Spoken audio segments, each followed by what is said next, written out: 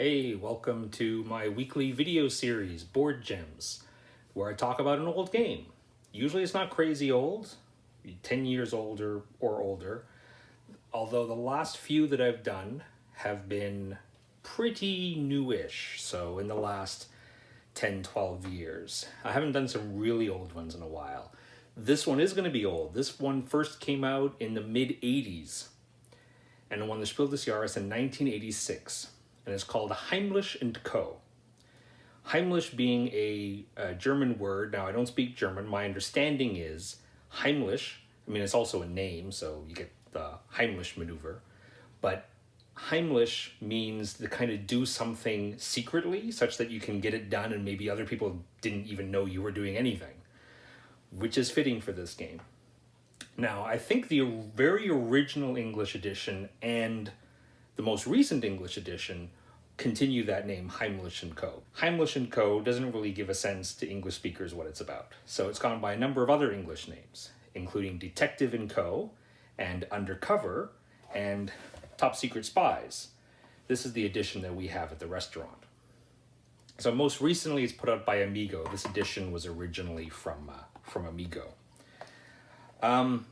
It's for 2 to 7 players, although in practice, probably 4 to 7 is more accurate. I personally like it best with 5 or 6 players. It's designed by Wolfgang Kramer, very famous, very prolific game designer, has won Spiel des Jahres countless times, including this one, 1986. And the box says ages 8 and up, 45 minutes. I'd say that's pretty fair. Younger kids could actually play, but there's a little bit of a thinky deduction element, so probably 8 and up is pretty fair. Now this is, I would say, is an evergreen. I mean, it came out in the mid-80s, and the most recent edition in English came out just a couple of years ago from Amigo. So why am I even covering this? I usually like to go over more obscure games. The reason is because there's a number of different ways to play this game. This edition alone has the basic edition and 2 variants. And you can use either variant by itself or together. So that's like 4 different ways to play. I'm very opinionated as to which way is, from my experience, has been the best way. And I could understand if you play it with a different variant or in a different way, that you might not like it as much as I like it. So I'm going to teach you how to play my way, or the way that I like, and then I'll talk about why it's still a board gem today.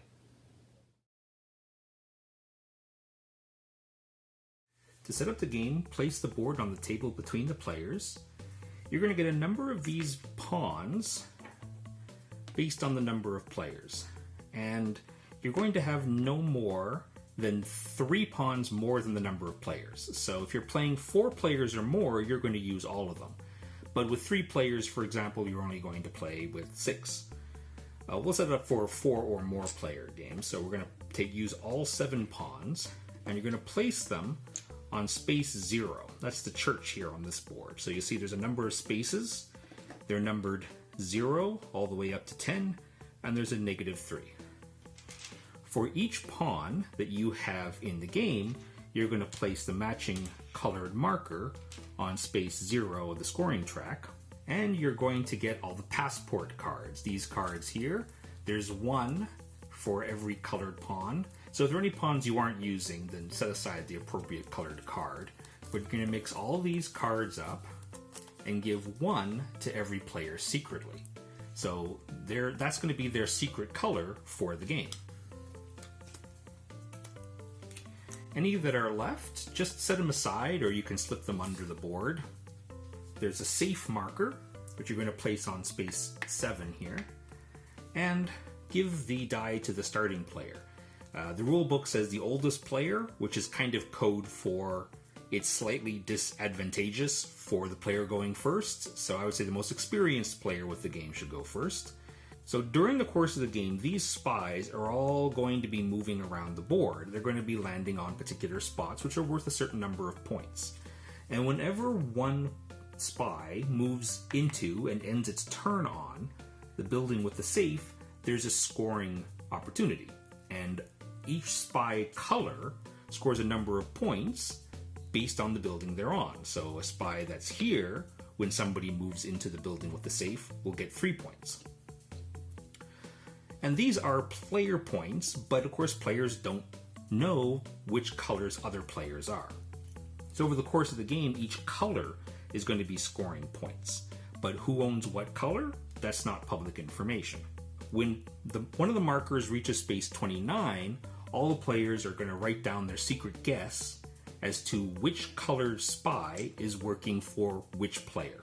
And if you're playing with fewer than 7 players, there may be some spies that are not controlled by any players, and you'll need to note that down too. And then you continue until one of the markers reaches space 42, so it makes a complete circuit around the board. Then the game ends, and for every right guess as to who is what color, or which spy works for which player or no player, that player's color is going to score a bonus 5 points. So you're going to total all that up, and the most points wins. So plays clockwise. So the starting player rolls the die, and that's how many movement points they have. The die has numbers 2 to 6, and instead of a 1, it has 1 to 3, and the player can choose whether that's 1, 2, or 3. And that number is how many movement points they have available to move the spies. They can move any spies. They don't have to move their own. They can move their own along with others. And moving one spy, one space, clockwise, always clockwise, costs 1 movement point. So if a player rolls 3, they could move one of the spies 3 spaces. They could move 3 spies 1 space, or any combination that they want. So they can move yellow 2 and red 1, for example. And players should have an opportunity to make down notes. You always want to see what color is benefiting on a player's move. And then they simply pass the die to the next player, who rolls the die. 6, that player has 6 movement points. They could move 1 pawn 6 spaces if they want to, but everybody's going to suspect that player is blue. So usually you have to be a little bit more subtle about it, right? They'll be like, okay, I'm going to move gray 3, and I'm going to move, well, let's say blue 2 and green 1, right? And now players are wondering, okay, is one of these 3 probably that player is one of those 3 colors?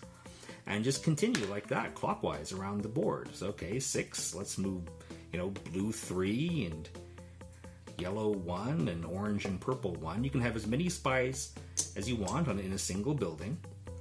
And play is going to continue like this until 3, 4, 5, 6. When one spy moves forward into a building and ends its turn on the same space as the safe. If the spy was to move past the building, nothing would happen. The scoring wouldn't trigger, but if a spy ends its turn on the space with the safe, then we score. And if it looked like this, blue would score 7 points, gray would score 5, yellow 4, orange 2, and all other 3 colors 1. And if a spy was in this space with -3, they would actually move backwards 3 spaces. And then the player whose turn it is gets to move the safe to a new location, anywhere on the board, and it doesn't matter if there are spies there or not. No additional scoring is triggered. A pawn has to end their turn moving onto and ending their turn on the space with the safe in order for there to be scoring. And this play is going to continue clockwise like that. Really, really simple. Now, over the course of the game, players can make notes, and this edition has, on the back of the rule book, it has a little example. You can photocopy it or print out from a PDF, perhaps, a little notepad, and questions like Agent Schultz Gray is played by. And so over the course of the game, you can make notes on which color you think each player is. And while you're making notes, you're continuing to play the game until one of the scoring markers passes or reaches space 29. You'll see it's marked here. And when that happens, each player must write down on their notepad their final guesses for each of the 7 colors, or fewer if there's fewer players, what player is controlling that color. And if you're playing with fewer than 7 players, there's going to be some colors that are not controlled by anybody. You'll have to write that down too. You can write a player's name by it, or just a little dash to show nobody. Nobody is controlling that color. So we take a little break from the game while everybody locks in their guesses, and then continue the game. The game is going to continue until one of the score markers reaches or passes 42 here, and then the game ends. At which point, players will reveal their guesses and their colors. And then, for every correct guess a player makes, they can move their color forward an additional 5 spaces. So if they're right about all 7 colors, they would move another 35 spaces, 35 points. That's huge. So this is a major part of the game as well. And then, the colored marker that's furthest around the board, the player whose color that is, wins the game. That's it. You're ready to play Heimlich Co. Top Secret Spies. So in the edition I showed you, there's like 4 different ways to play. There's the basic game, in which each player has a special color, but there's no overt like deduction. At least there's no extra points for deducing which color is controlled by which player. It's still best to do that, but it's extremely rules light. And then you have the variant in which players are making notes, and by a certain point, 3/4 of the way through the game, 2/3, they have to kind of lock in their guesses. I think red is not controlled by any player. I think purple is controlled by Stan, whatever, right? And then this edition comes with a deck of cards called like a top secret cards, which are like special power cards, right? Oh, you can do this, you can do that, all kind of crazy things. I would strongly say that if your edition or the edition you come across with has that extra deck of cards, the top secret cards, don't bother with them. I mean, if you play it a ton and you get bored of it, I suppose you can treat it as like a little expansion and to spice up the game, but it slows the game down a lot because you play normally until somebody wants to play a card, and then basically there's like this, the game has to pause while everybody who wants to play a card does, and in my experience just slows the game down. So I really don't recommend using those cards. Now the basic game, so here's the thing, the basic game is really, really simple, like really simple. Like there's hardly any rules at all. And that's one of the things I like about the game, because you're playing the players, not the game, right? I'm always fascinated by games, and the best comparison I can make, and it's not the best comparison because there's no deduction in it, is cockroach poker. A game that has like almost no rules. There's almost no rules in the game. But there are just enough rules to kind of drive the narrative, drive kind of the way the players are interacting with each other. And then it's all about playing the players and not the game. The game is just a way to play and interact with other players, right? So in that sense, the simplicity really works in its favor. The game is great with kids, and you can play the basic version with little kids if you want. And if you play it like a memory game, then actually the little kids will have a bit of an advantage, right? Because kids have better memories than adults. Now, I would argue the best way to play is by deducing who is what color. Now, you don't technically need the other variant, which is 2/3 of the way, 3/4 of the way through the game, everybody kind of locks in their votes and then gets extra points if they guess correctly. That's not strictly necessary. But I do strongly recommend note-taking. The deduction element is the best part of the game, because it's not just deducing, of course, it's also trying to avoid being deduced, right? It's how do I get my pawn moving forward in such a way that doesn't draw a lot of attention to myself and makes people think, oh, that's definitely their color. And there's definitely a mind game there. Now, you can play without that rule that you lock in your guesses and get extra points at the end.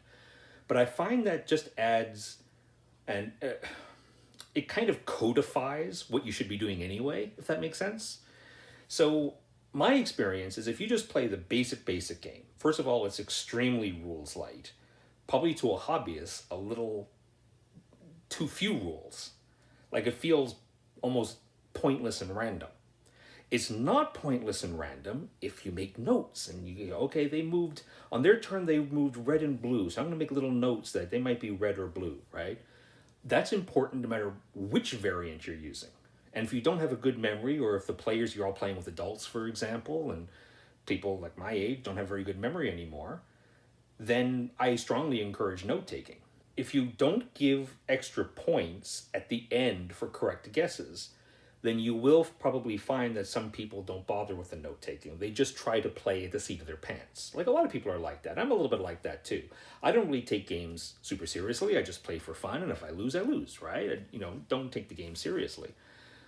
But if you don't take this game seriously, if you don't take notes, if you just play by the seat of your pants, you'll lose track of things, if you're like me, and it'll start to feel kind of random, like I don't even know who's what, and it just feels like what I'm doing on my turn is random.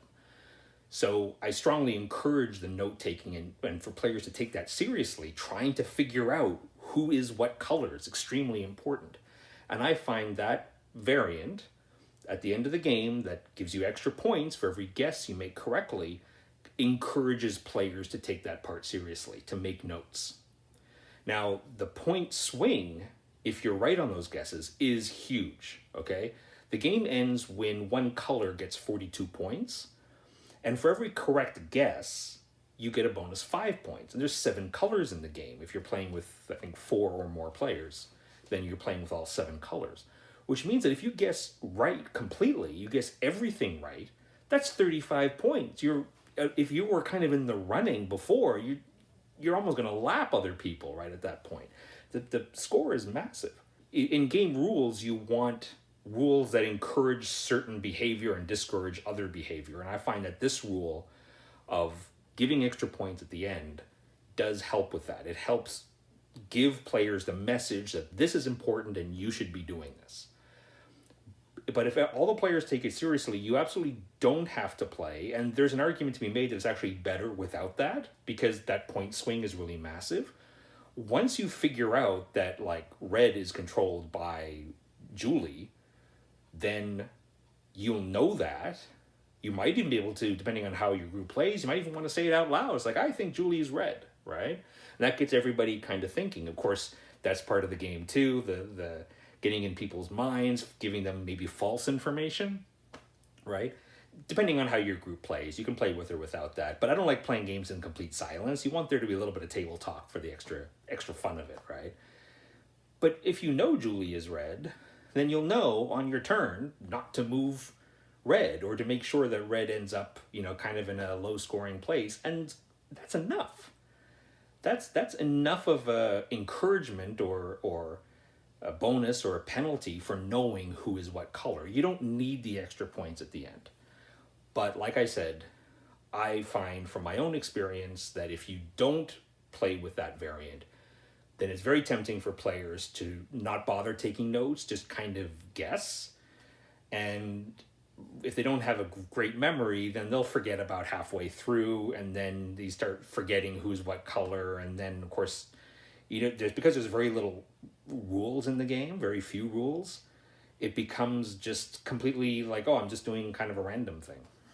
Now, there's lots of editions in the world, and the new edition from Amigo has a very interesting kind of production practice at the time of recording. So traditionally, Amigo has not sold games in English. They've done it in Germany. I'm not sure if they've done it in other European languages, but for English specifically, I know that they would work with other partners. So Amigo games have been put out by Rio Grande Games and from Mayfair. And nowadays, in 2020, they are publishing their own games. They're going kind of to their back catalog. They're taking all their old games that are kind of their evergreens, like Six Nymphs, like Midnight Party, like No Thanks, and Holly Golly, and they're publishing new versions of them themselves for the English language market, which is great. One kind of catch, though, is that they've decided to kind of really lower the quality. Now, for card games, hasn't been a problem. But for their board games, so for like Midnight Party, which they renamed Escape from the Hidden Castle, because Midnight Party sounded like a party game, I guess. And Top Secret Spies / Heimlich Co, which they went to their original German name, Heimlich Co, which I think is fair because a lot of people who know this game might know it in its original German format. There's lots of Germans in Vancouver, for example, and I get lots of requests for, when you practice, Mensch, ärgere dich nicht. Hope I did that right. Germans come and they say, you probably don't have this game, but do you have it? And I say, yes, here you go. And they're like, thank you.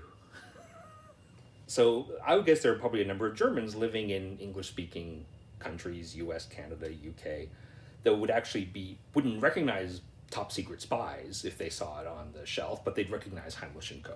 So, but the point is that for their board games, so for the new edition of Heimlich Co. and Midnight Party / Escape from the Hidden Castle, they're really cheap components. It's a really cheap game, cheap to buy, but the quality, I think they just use like cardboard standees instead of this edition has like these giant wooden pawns. And I think I've seen that in other editions too.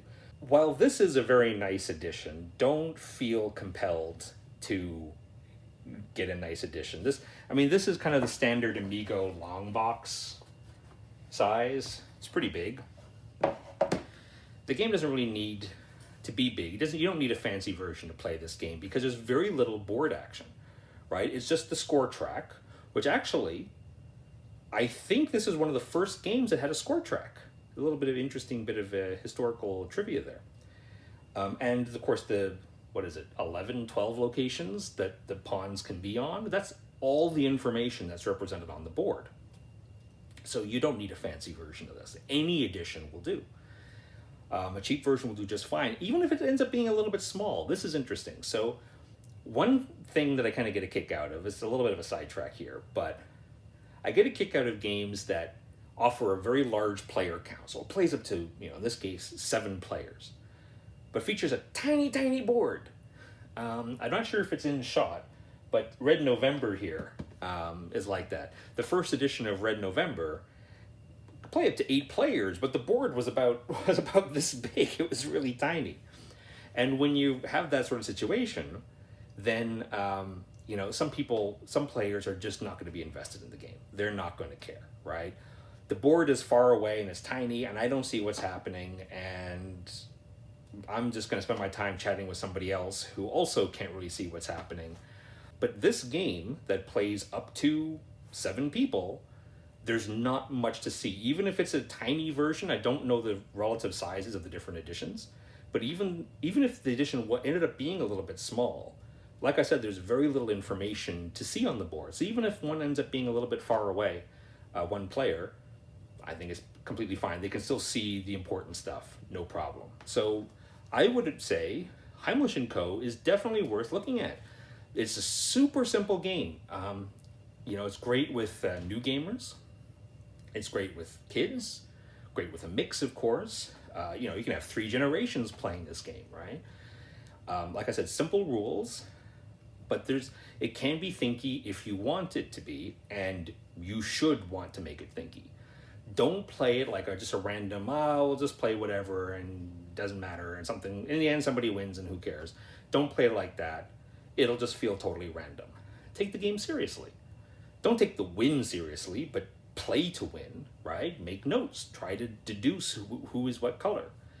And if you do it that way, it's just another level to the game. And that level is necessary, at least for me as a hobbyist, to really get my maximum enjoyment out of a game. Like I said, it's not strictly necessary as long as everybody is taking the game kind of seriously in that way. But having that variant of recording who is what color and getting extra points at the end just helps solidify in people's minds how important it is to take that part of the game seriously and to make notes and to pay attention. And then everybody's invested, everybody is paying close attention. So I enjoy this every time I play. Particularly with, like I said at the beginning, I think 5 or 6 players. I don't think I've ever played it with 4. I think it should be fine. And 7 is fine too. The catch with 7 is, of course, every color is in play, is controlled by one player. I find it a little bit more interesting if there's 1 or 2 colors that are not controlled by the players. it's just a little bit of an extra variable. That's the way I like to put it. So probably my preference is 5 or 6. I think 4 would be fine. 2 or 3, I'm not sure why you'd play this instead of all the other awesome games that you can play with 2 or 3 or even 4. But 5 or 6 players, 5, 6, 7 players, it's great. And I do recommend it. So really any edition is fine. This game has been out for 35 years, so I bet you can find this game. You don't have to get the new version. You can get some old version, whether in auction or wherever. And then give it a couple tries and play the way I suggest. Like play it with a real focus on deducing who is what color and really focus on that. Make that like a critical part of the game. And I think you may have a lot of fun with it. So that's why I'm recommending it as this week's board gem. Thanks for watching. Remember, older games like Heimlich Co. don't stop being good just because new games come out. Take care.